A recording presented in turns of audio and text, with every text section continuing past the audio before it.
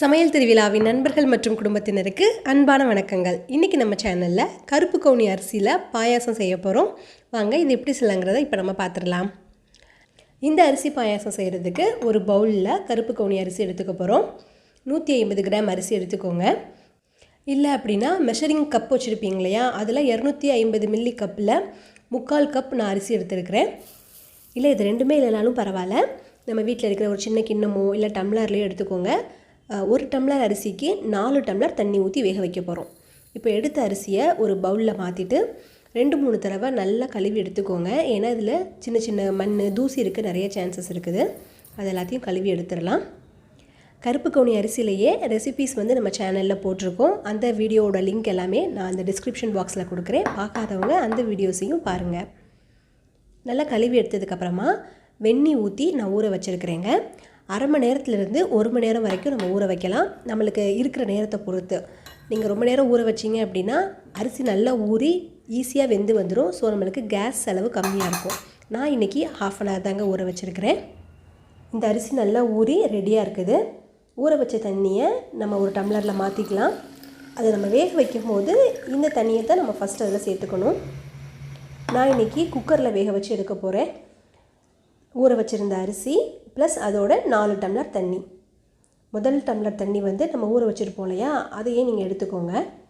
நீங்கள் எந்த கப்பில் அரிசி எடுக்கிறீங்களோ அதே கப்பு இல்லைன்னா அந்த பாத்திரத்தில் தண்ணி எடுத்து இதில் சேர்த்துக்கோங்க. நீங்கள் இது பாத்திரத்தில் வச்சு வேக வைக்க போகிறீங்கன்னா 1 டம்ளர் அரிசிக்கு 5 டம்ளர் தண்ணி ஊற்றி வேக வச்சுக்கோங்க. இது நல்லா வெந்து குழஞ்சி வரணுங்க.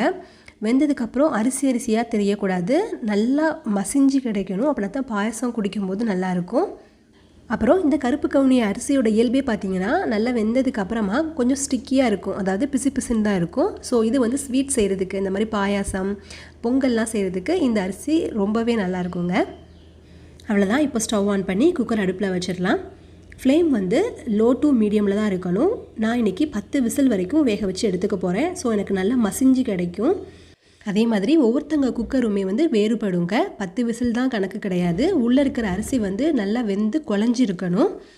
10 விசில் வச்சுமே எங்களுக்கு வேகலை அப்படின்னு நினச்சிங்கன்னா தண்ணி கொஞ்சம் எக்ஸ்ட்ராவாக ஊற்றி கூட ஒரு 4-5 விசில் வச்சு நல்லா குழைய வேக வச்சு எடுத்துக்கோங்க.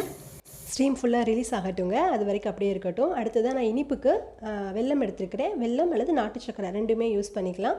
150 கிராம் அரிசிக்கு 220 கிராம் வெல்லம் எடுத்துருக்கிறேன். இது மிதமான அளவில் இனிப்பு இருக்கும். நீங்கள் ரொம்ப இனிப்பு சேர்ப்பீங்க அப்படின்னா நீங்கள் 1/4 கிலோ வரைக்குமே வெல்லம் எடுத்துக்கலாம்.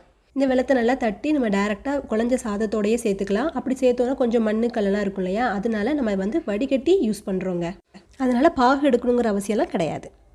அவ்வளோதான். இப்போ வெல்லமும் ரெடி ஆயிடுச்சு. இதை அப்படியே வச்சுட்டு அடுத்ததாக இந்த ரெசிபியோட ஹீரோவை எடுத்துடலாம். தேங்காய் தாங்க. இந்த பாயசத்தை பொறுத்த வரைக்கும் நம்ம பசும் பாலோ பேக்கெட் பாலோ யூஸ் பண்ண போகிறது கிடையாது. ஃப்ரெஷ்ஷாக இருக்கிற தேங்காய் வரைச்சி தேங்காய் பால் தான் யூஸ் பண்ண போகிறோம்.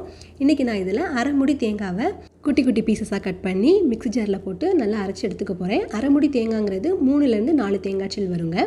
ஃபஸ்ட்டு தண்ணி ஊற்றாமல் அரைச்சி எடுத்துகிட்டு அதுக்கப்புறமா தண்ணி ஊற்றி அரைச்சிக்கோங்க. இதை பொறுத்த வரைக்கும் நம்ம 2 தேங்காய் பாலாக எடுக்க போகிறோம். முதல் பால் 2ஆம் பால்னு எடுத்துக்கலாம். இதை நல்லா வடிகட்டி எடுத்துக்கோங்க. இது ஃபஸ்ட்டு பால். இது தேங்காய் பால் ஒத்துக்காது, இல்லை தேங்காய் பால் சேர்த்துக்க மாட்டோம் அப்படின்னு நினைக்கிறவங்க நீங்கள் பேக்கெட் பாலும் யூஸ் பண்ணலாம். இதே ப்ரொசீஜர் தாங்க.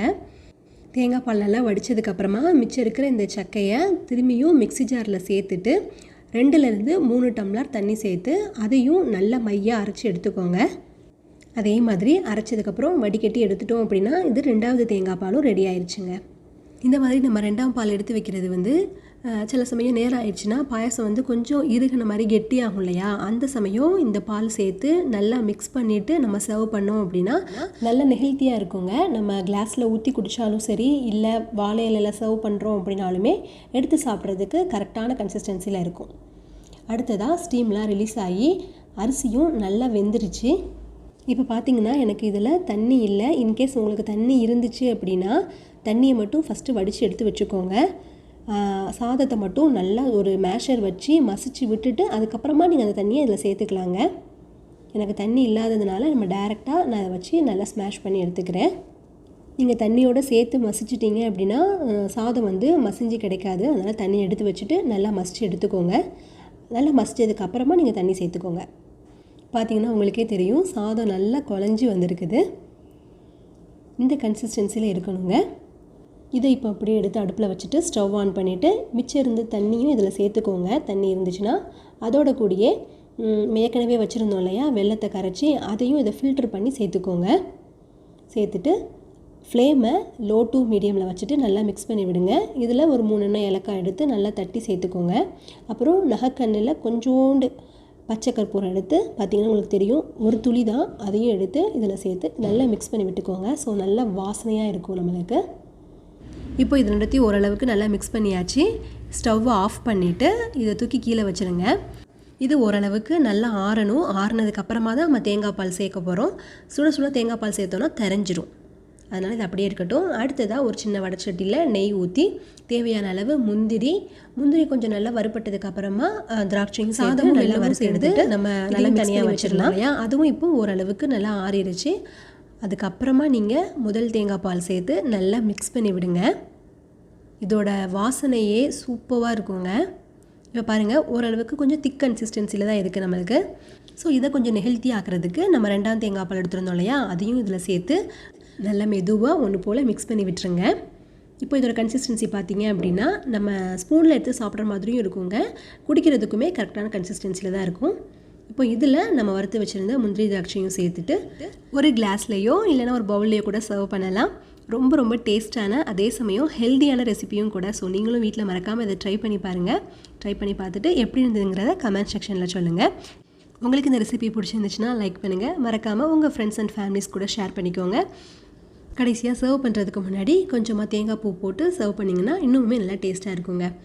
அவ்வளோதான், கருப்பு கவுனி அரிசி பாயாசம் ரெடி ஆயிடுச்சு. இந்த ரெசிபி உங்களுக்கு பிடிச்சிருக்கும்னு நினைக்கிறேன். அப்படி பிடிச்சிருந்துச்சுன்னா மறக்காமல் லைக் பண்ணுங்கள். ஃபஸ்ட் டைம் நம்ம சமையல் திருவிழா சேனல் பார்க்குறீங்கன்னா மறக்காமல் சப்ஸ்கிரைப் பண்ணிக்கோங்க. தேங்க்யூ.